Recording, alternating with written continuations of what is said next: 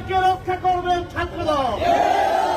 জনগণ রক্ষার আন্দোলনে ছাত্রদলের নেতৃবৃন্দ, নেতা কর্মীরা জীবন দিয়েছে, উৎসর্গ করেছে, তাদের জীবন শহীদ হয়েছে এবং নিরবর রাজপথ দখলে রেখে প্রত্যেকটা আন্দোলন সংগ্রামকে সফল করেছে।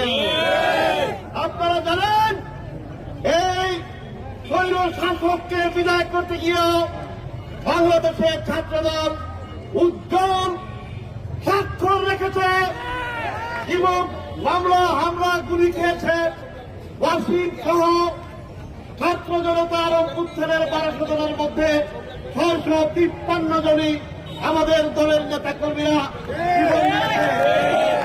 সংস্কার শেষ করে জনগণের ভোটের অধিকার ফিরিয়ে দেবেন।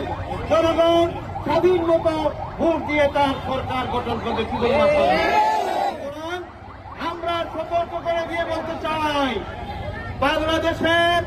বাংলাদেশের সকাল আন্দোলনে যেভাবে ছাত্রদল গৌরবোজ্জ্বল ভূমিকা রেখেছে, আগামীতেও রাখবে।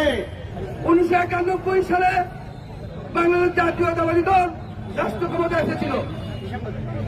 বিগত 17 বছরে স্বৈর শাসক, দানবীয় শাসক ফ্যাসিস্ট শেখ হাসিনা সরকারকে 17 বছর লাগাতার আন্দোলন করে এই ছাত্রদল তাদেরকে বিতাড়িত করেছে, নিশ্চিত করে নিয়েছে বাংলার মাটি থেকে। আমি আজকে আহ্বান জানাবো, আজকের প্রতিষ্ঠা বার্ষিকীর মাধ্যমে আহ্বান জানাই, ছাত্রদল দায়িত্বশীল ভূমিকায় অবতীর্ণ হবে। অতীতের মতো প্রত্যেকটা আন্দোলন সংগ্রামে আগামী নির্বাচনে ছাত্রদল ভ্যানগার্ড হিসেবে বিএনপির মনোনীত প্রার্থীর পাশে থেকে দলীয় প্রার্থীকে নির্বাচিত করে নিয়ে আসবে। ছাত্রদলের সংগ্রাম ত্যাগের সংগ্রাম। বাংলাদেশ স্বাধীন করতে আমরা জীবন দিয়ে এসেছে, আগামীতেও বাংলাদেশকে রক্ষা করতে আমরা জীবন দিতে পারি। আজকে আমরা এই প্রতিষ্ঠা বার্ষিকীতে শপথ করছি, বাংলাদেশকে রক্ষা করার জন্য রাজপথে জীবন দিতে আমরা প্রস্তুত আছি।